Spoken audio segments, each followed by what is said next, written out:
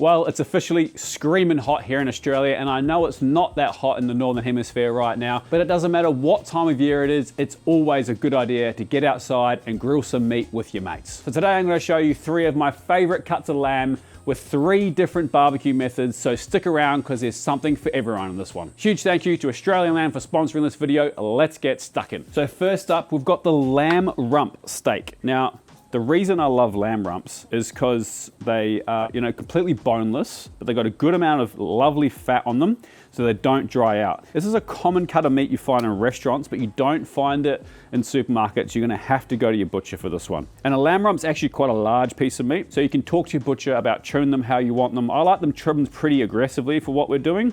You can see here, there's a lot of the fats come off the top. You don't want a huge amount of fat. You want about 1/2 centimeter. That's this much in the other system.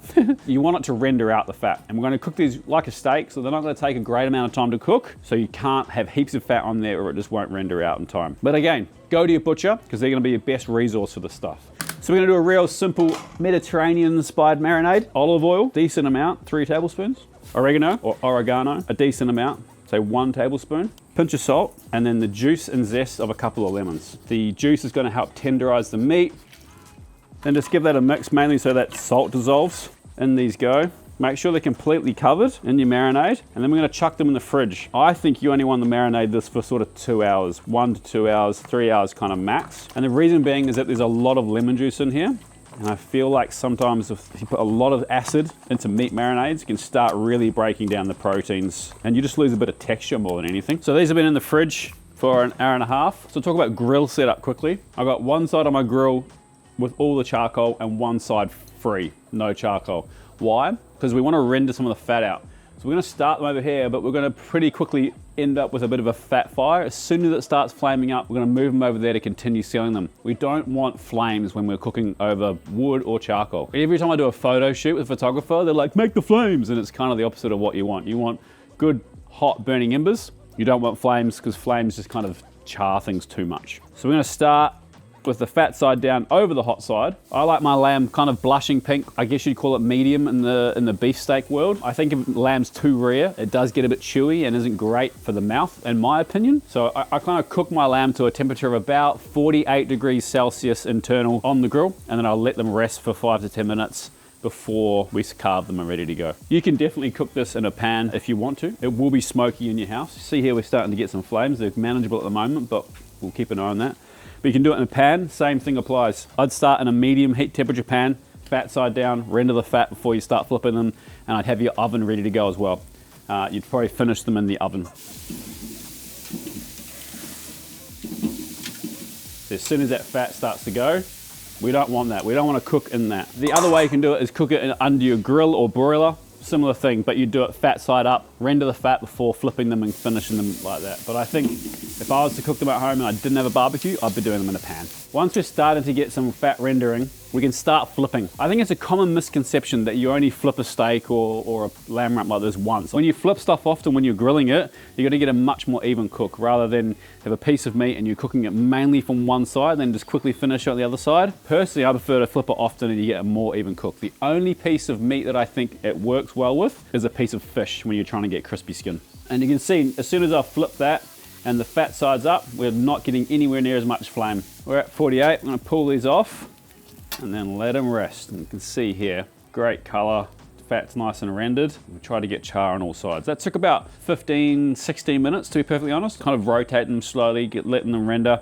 And we wanna rest these for a good, at least 8 minutes, like half the amount of time that you cook them for. I know people are always like, it's gonna be cold then, but just trust me, if you rest it, when you cut it, you're gonna get less bleed out and it's not gonna dry out as fast. So rest them for a good 8 minutes. If you want it to be still really, really hot, just pop them back on for another like 1 minute on all sides, because the center of that piece of meat ain't getting cold in 8 to 15 minutes, to be perfectly honest. So rest them, we'll come back and we'll slice. So these have rested. I'm just gonna carve them. And like most steaks, not all, but most steaks, we wanna carve it against the grain. So how do you know what way the grain is running? So you can see here, you got grains running that way. Really obvious in this one. So we wanna cut against it, so we wanna cut this way.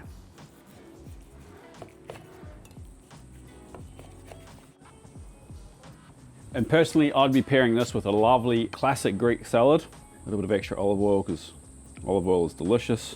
There we go. Let's have a little taste.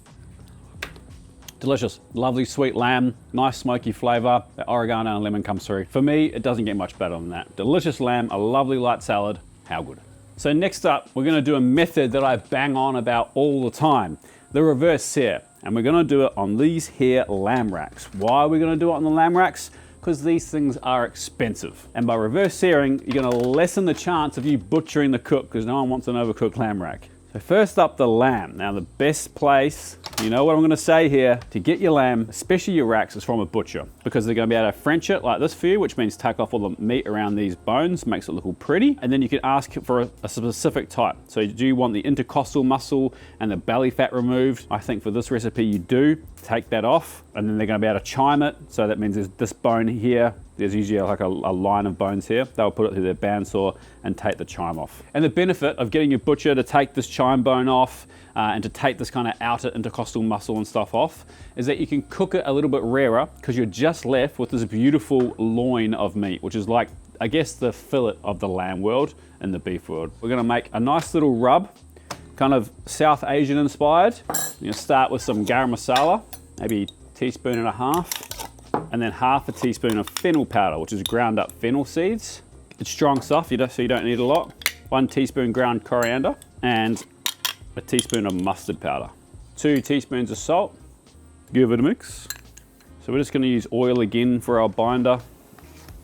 And we're gonna go pretty generous with this rub. I think lamb's one of these meats that can hold up to some stronger flavors. Lamb's a slightly stronger flavor than some of the other meats. So I've got my offset smoker running at about 100 degrees Celsius. They're gonna take about 35 to 40 minutes in there. We're looking for an internal temperature of about 48 degrees Celsius before we pull them out and rest them. If you don't have an offset smoker, you can use a pellet smoker, you can use a gas barbecue with a lid, use one element on very low, put them at the other far end.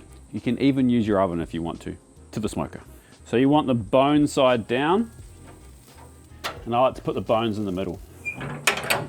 We'll check those in 30 minutes. So now that's reached that temperature of about 48 degrees Celsius, we're gonna pull it out and let it rest for a good 15-20 minutes. Then we'll seal it really hard on the grill, but we'll cross that bridge when we get to it. Let's just let that chill for a while. I'm gonna hide it from the flies though. So I like to sear these on a flat grill as opposed to the char grill. And it's purely a preference thing. You can do it in either way you want. I find that with the flat grill though, you're gonna get a more even sear. And I'm just gonna do one at a time because I don't wanna muck this up and it will happen pretty quickly. You won't need any oil. There'll be enough fat still in that cap to render out.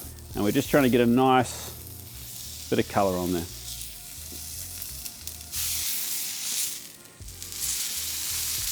And that's it, nice sear on the outside. We don't need to rest those anymore. They've already rested, so let's carve them up. I'm gonna serve these with some really lovely fresh cucumber raita. Now you can absolutely serve these whole to the table, but I do suggest that you cut them up.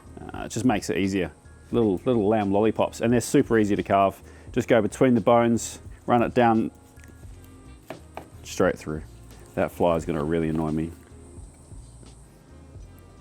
There you go, reverse seared rack of lamb, cucumber raita, deluxe. Let's see what it tastes like. Terrible, I bet. For such a lean piece of lamb, that's still beautiful and tender, lovely cooked all the way through, and those nice mild spices just really amplify and add to that flavor. Delicious.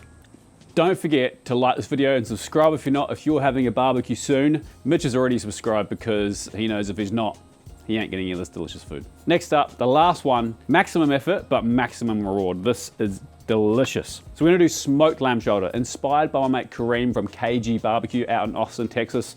I had it there last year and it was absolutely delicious. He's pretty secretive with his spice recipe, but I think we can reverse engineer it. So pretty simple. I got my smoker set up. It's running at about 120 degrees Celsius. And then for the spice rub, we'll make that first. The main component, obviously apart from salt and pepper, is sumac.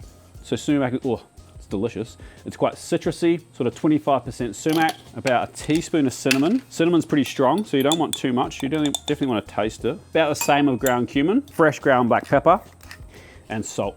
We'll mix that up. And then the shoulders. So lamb shoulder. Now, I highly suggest go to your butcher. I think lamb shoulders, when you're smoking them, you want to take the shank off because you get a much more aerodynamic piece of meat, and the shank just has a tendency to overcook in the kind of the 5 hours that this is going to cook for in your smoker. I also get them to take off any of the kind of underbones here at all, so all you're left with is 2 bones. This big kind of triangle bone here, quite a big flat bone that runs through this part, and then you have the main, I think it's the femur, I'm guessing the femur, like the main bone there. So you only really have 2 big bones in these pieces, and you end up with these really great aerodynamic pieces of meat. Go to your butcher, see what shoulders they have in stock, and ask them to trim them for you if you want, or trim it yourself, but you're not gonna find a lamb shoulder trim like that anywhere else other than your butcher. So then the fat. So sometimes these will have a lot of hard fat on the top, like there, and you wanna kind of trim a bit of that off. You don't want too much of it on there. This side's all fine, this amount of fat's fine. This side needs a little bit of a trim, and there's quite a big deposit of fat here as well, which I'll get rid of, any of the hard fat. Other than that, they're pretty much good to go, but just be careful. This is kind of the amount of fat that you want.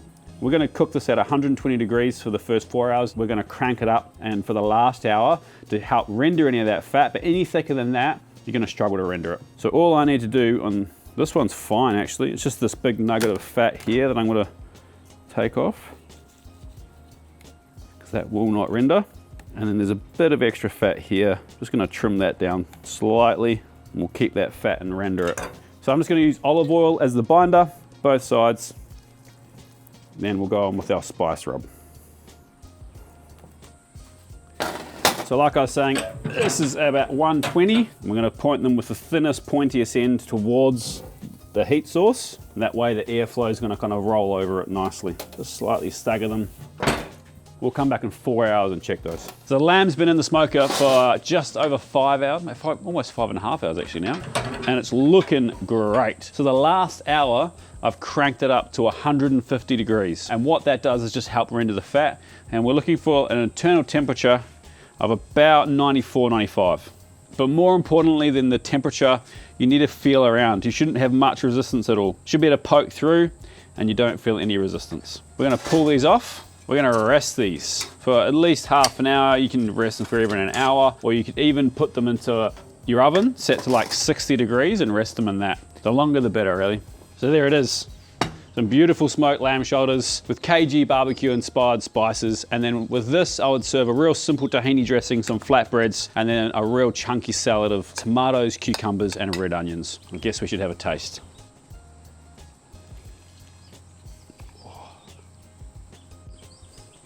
I only made the salad because my mum told me to. It's delicious. It's rich and it's lovely and moist still. It's got great smoke flavor, and that sumac really comes through. Nice little zingy vibrance. The tahini helps as well, bringing it all together, makes it lovely and creamy. Weeknight meal, lamb rumps for sure. If it's the weekend and I'm hanging out at home and I'm trying to impress some friends, pull this one out. They're gonna love you for it. Go and use your butcher for the amazing resource that they are. Talk to them about lamb rumps, ask them about what lamb shoulders I've got in, and ask them to trim them up for you if you want to. Huge thank you to Australian Lamb for sponsoring this video. Like this video if you took anything from it, and subscribe if you're not, and we'll see you next week for another recipe. Peace.